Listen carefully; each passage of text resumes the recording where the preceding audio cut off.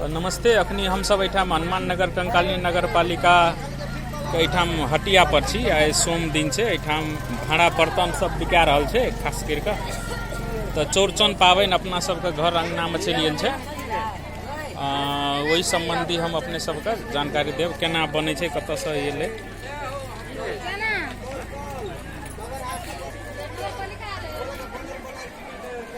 तर अपने का शुभ नाम की भेलै? हमार नाम विशो पंडित। विशो पंडित, हनुमान नगर 12। ई सब जे छै तऽ ओ केना बनबै छै? अपने बनेलिए? हाँ, अपने बनेलिए। अपने के घर कतऽ भेलै? Hanuman Nagar 12 number ward. ये तऽ केना बिकाइ छै ई सब? अखनी कोन पाबनि? चौरचन के छियै ना? चौरचन के छियै। ए तऽ चौरचन में कएटा चढ़ै छै बर्तन? कते के 12 टा, कते के 60 टा, कते के 5 टा। तो कोन कोन चीज देखा दिए ना एठाम, कोन कोन चढ़ै छै केना? हां,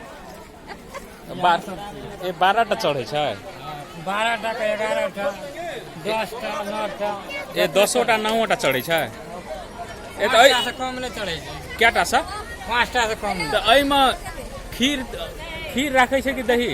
सब चीज राखे छै, फल फूल जते है छै सब चीज राखे छै। ए फल फूल लिए 140 की वहाँ जोड़ियो ना। क्या टाका? 140 टका भेलै। 3 टाका। 3 टाका अहूँ बेचै छियै?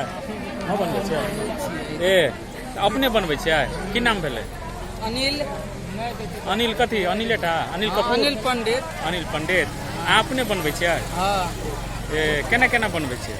अच्छा, इएह सब छै। तऽ फल फूल कोई में दै छै आ खीर कोई में? छाछ कोन छियै? छाछ उ भेलै। ए ई भेलै छाछ भेलै।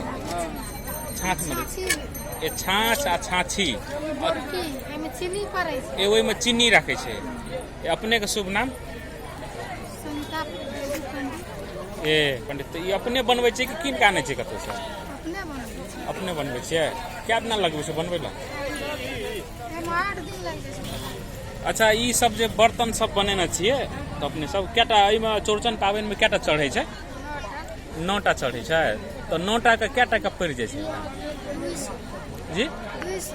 ए 200 पड़ै छै। मतलब एकटा सेट जे कोई ला जेतै तऽ 200 टका पड़ि जेतै ना?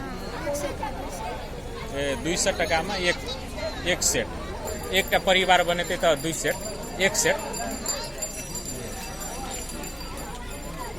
कते दिन टिकै छै ई? एक दिन। आ ई जे माटि जे होइ छै